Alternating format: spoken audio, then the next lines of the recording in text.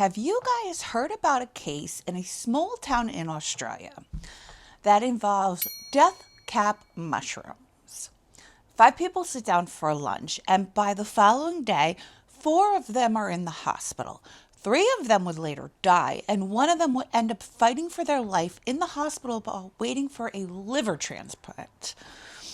Was this done on purpose, or was this a terrible accident caused by a small Korean grocery store?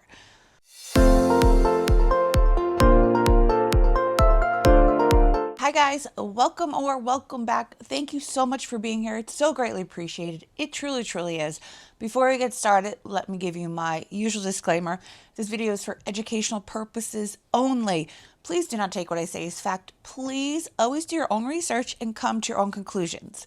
Next, if you've not liked, subscribed, or commented yet, please consider doing so because it really helps me out and I really appreciate it. Okay, so let's start with the key player in this story, the host and the cook of the lunch that took place on Saturday, July 29th, 2023.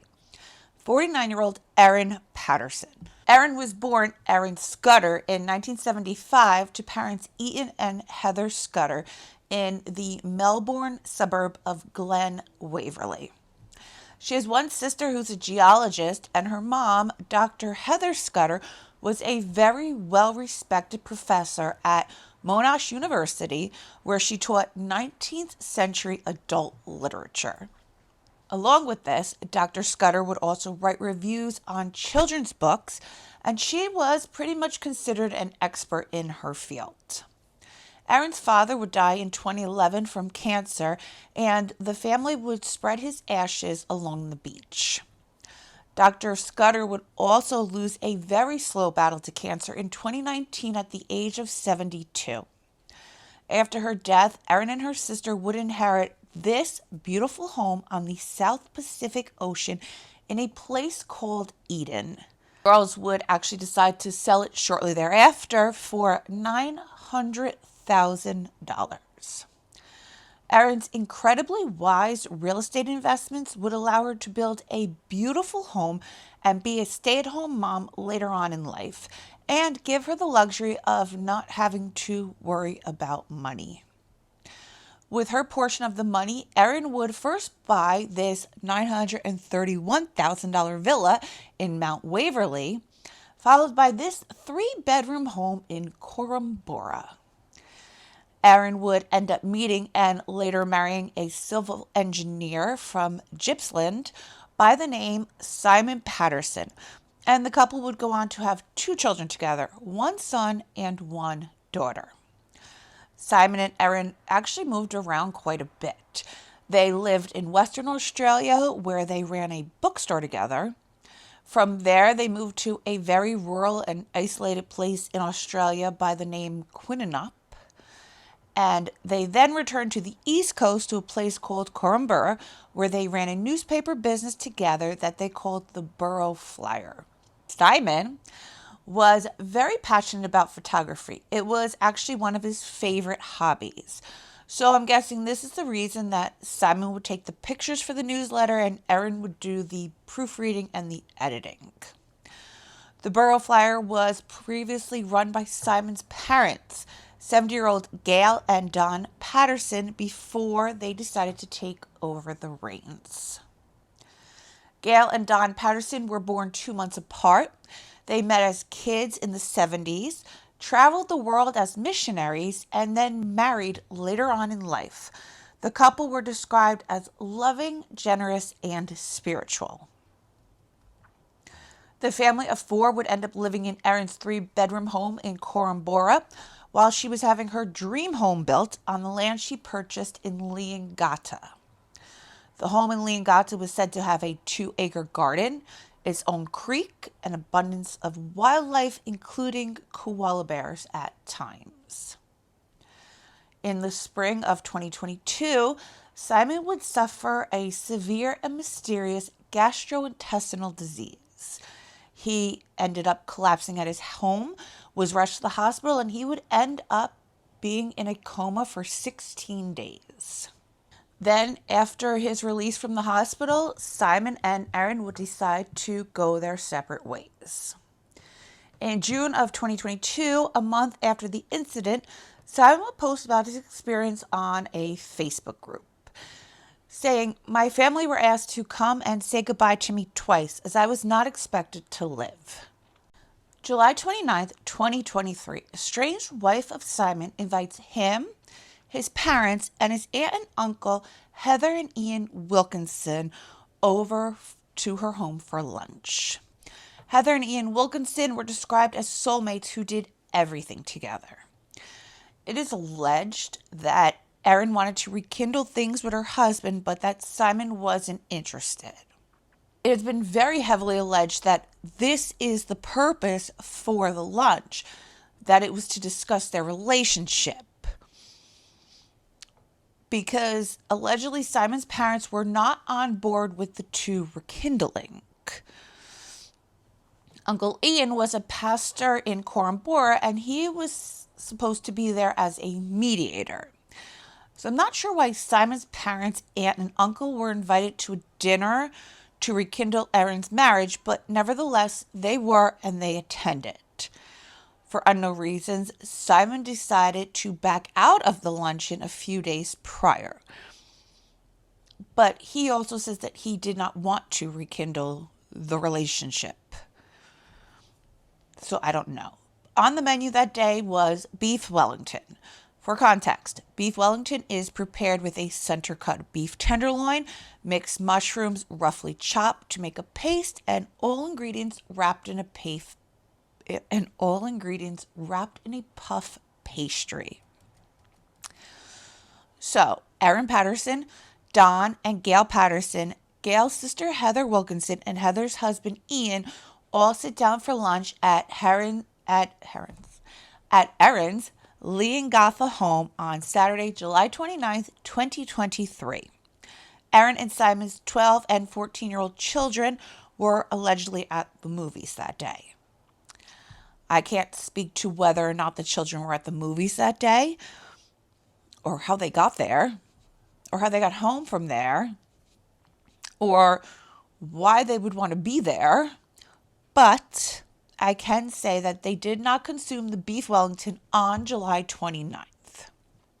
I can also tell you that if my grandparents were coming to my family home for lunch, dinner, or a visit, my ass would be at that table and my ass would like it, period. My sister and I would never, ever, ever be able to be at a movie theater while my grandparents were at my house visiting. And my grandparents lived 3 minutes away from us, but it would not happen. Nevertheless, everybody comes and they eat. It wouldn't be until the guests go home that they would become violently ill, and all 4 guests would be admitted into the hospital for what was believed to be food poisoning. Sunday, July 30th, 2023, their conditions become increasingly worse. Okay, so let's talk about the death cap mushroom real quick, because the background is incredibly important to this case. Death cap mushrooms only grow in the wild, usually under oak trees. Their color ranges from pale yellow to olive brown, and the ridges on the underside of them are white. Death cap mushrooms are extremely poisonous, and consuming just one of them is enough to kill an adult. Symptoms of the death cap mushroom poisoning include violent stomach pains, nausea, vomiting, and diarrhea. Initial symptoms may subside.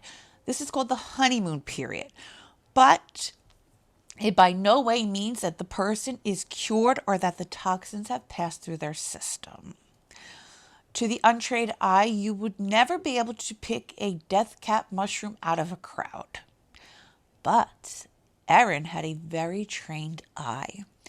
And a friend of hers that asks to remain anonymous has come out to say that Erin was very experienced in the field of mushrooms. The friend would say that she would pick mushrooms with her family quite often, and she also owned a pretty fascinating collection of books all about different types of mushrooms. Friday, August 4th, 2023, Gail Patterson and her sister Heather Wilkinson would both pass away. The following day, Saturday, August 5th, 2023, Gail's husband Don Patterson would pass away. This would also be the day that police would be seen searching Erin's home and removing multiple items from it.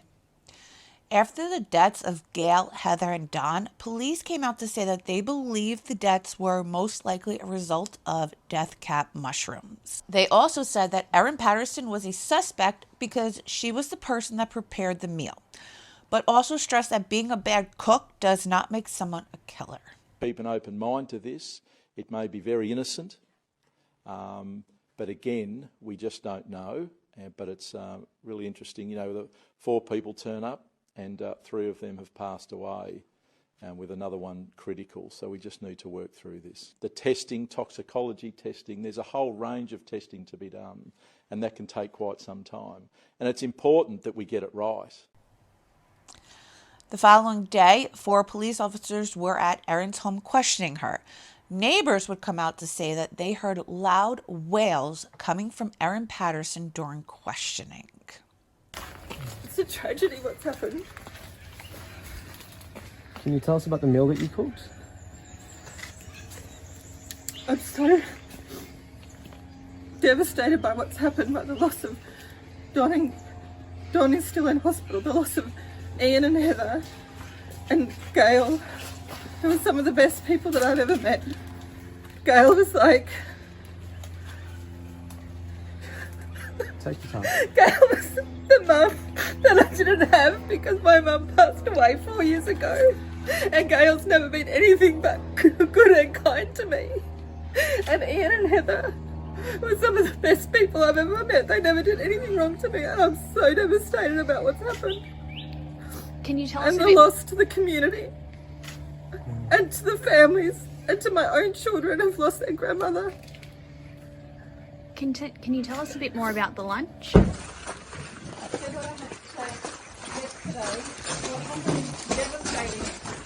I'm grieving too, and you guys don't have any respect for that. We do.